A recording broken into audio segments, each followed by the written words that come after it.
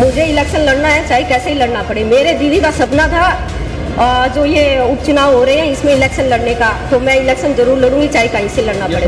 उसने पता नहीं क्या मन में सोच के बोला है। अभी तक मेरी ऐसी कोई डिस्कस नहीं, बाकी मैं तो बीजेपी पार्टी के साथ हूँ। परिवार में भी मतभेद होते हैं। आप कुलदीप बिश्नोई जी का परिवार उठा के देख लीजिए, आप देवीलाल जी का परिवार उठा के देख लीजिए, किसी परिवार को देख लीजिए, सब में मतभेद है। वो इलेक्शन को लेके है, लेकिन हमारे फैमिली मैटर सही है हमारे। तो उन्होंने कोशिश की है कि वो बीजेपी के अंगत बन के यहाँ पे आए हैं, वो इसी वजह से ही आए हैं। अगर आप बीजेपी का धन्यवाद करो तो अदरवाइज कोई इंटरेस्ट नहीं था। नहीं, आप शुरू से जब दीदी का मर्डर हुआ, आप उसी डेट को 23 से उठा के देख लीजिए।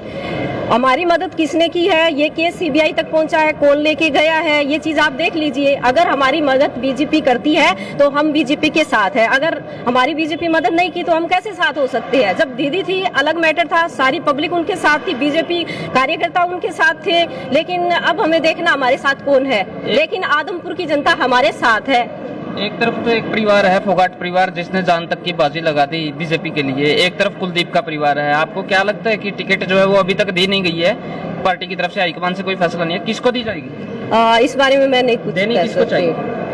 देनी तो वो तो देखो किसी के कहने से थोड़ी होता है, वो बीजेपी सोचेगी किसको देनी चाहिए किसको नहीं, इसमें मैं कुछ नहीं कह सकती।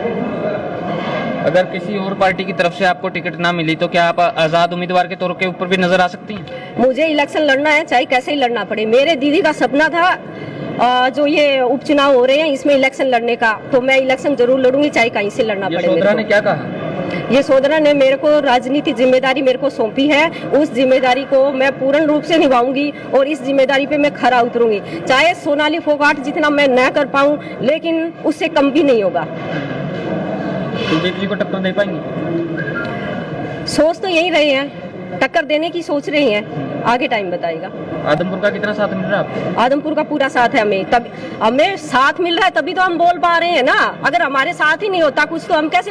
उसने पता नहीं क्या मन में सोच के बोला है। अभी तक मेरी ऐसी कोई डिस्कस नहीं, बाकी मैं तो बीजेपी पार्टी के साथ ही हूँ। और पार्टी और दूसरी बात ये है कि सोनाली जी ने 3 विधानसभा में काम किया था।